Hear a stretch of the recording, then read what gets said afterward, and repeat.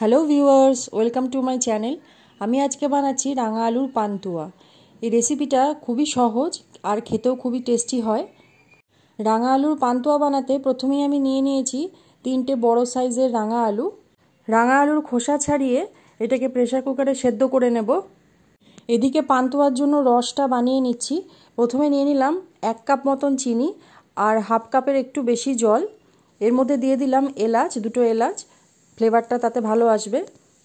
মিষ্টির দোকান থেকে মিষ্টি আনার পর যে রসটা থেকে যায় আপনারা সেটা দিয়েও বানাতে পারেন। রাঙা আলুগুলো জল থেকে তুলে ঠান্ডা হতে দিয়েছিলাম। জলের মধ্যে রেখে দিলে কিন্তু বাইন্ডিংয়ের সময় প্রবলেম হতে পারে, সেই জন্য জল থেকে তুলে রেখে দিয়েছিলাম।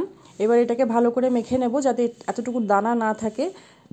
এরপর এর মধ্যে দিয়ে দিচ্ছি 2 টেবিল স্পুন ময়দা, 2 টেবিল স্পুন সুজি কিছুটা জল টেনে নেবে, তো সেই জন্য সব কিছু মেখে নেওয়ার পর একটুখানি রেখে দিতে হবে। মোটামুটি 5-10 মিনিট রাখলেই চলবে, তাতে সুজিগুলো একটু ফুলে যাবে। এরপর এর মধ্যে দিয়ে দিচ্ছি মিল্ক পাউডার। এখানে চিনি ব্যবহার করছি না, সেই জন্য মিল্ক পাউডারটা একটু বেশি লাগবে। এখানে আমি বড় চামচের 4 টেবিল চামচ মিল্ক পাউডার নিয়েছি আর সামান্য বেকিং সোডা দিয়ে দিলাম। এরপর ভালো করে মেখে নেব। এরপর লাস্টে দিয়ে দিচ্ছি সামান্য ঘি। এটাতে ফ্লেভারটা খুবই ভালো আসে, একেবারে দোকানের পান্তুয়া যেরকম টেস্ট হয় ঠিক সেরকমই লাগে খেতে। তবে এই মাখার কাজটা কিন্তু একটু ভালো করেই করতে হবে। এরপর হাতে সামান্য ঘি নিয়ে পান্তুয়াগুলোকে বানিয়ে নেব। সব কিছু একসঙ্গে মাখিয়ে নেওয়ার পর 5 থেকে 10 মিনিট রেস্টে রাখতেই হবে, নয়তো পান্তুয়াগুলো শক্ত হয়ে যেতে পারে। এখানে আমি যেই সাইজের বল বানাচ্ছি এর থেকে ছোট বা বড় সাইজের বলও আপনারা বানাতে পারেন, আবার একটু লম্বাটে ল্যাংচার মতনও করতে পারেন। এখানে কয়েকটা পান্তুয়া বানিয়ে নিয়েছি। এবার এগুলোকে সাদা তেলে ডিপ ফ্রাই করব। মিডিয়াম টু হাই ফ্লেমে পান্তুয়াগুলোকে ভাজতে হবে, নয়তো ভেঙে যেতে পারে।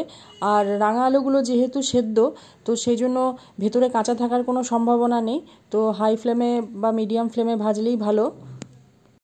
পান্তুয়াগুলো লালচে লালচে করে ভেজে নিয়েছি।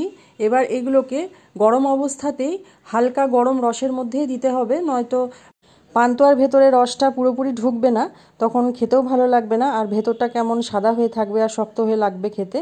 তো সেই জন্য হালকা গরম রস আর তার সঙ্গে গরম পান্তুয়াটা একসঙ্গেই দিতে হবে। পান্তুয়াগুলো রসের মধ্যে দেওয়ার পর একটু ভালো করে নাড়াচাড়া করে দিতে হবে। এরপর ঠান্ডা হওয়ার পরে সার্ভ করুন, খেতে খুবই সুন্দর হয়। আমি একটা কেটে দেখাচ্ছি কতটা সফট হয়েছে আর জুসি হয়েছে ভেতরটা। রেসিপিটা কেমন লাগলো অবশ্যই কমেন্ট করে জানাবেন। ভালো লাগলে একটা লাইক শেয়ার করে দেবেন।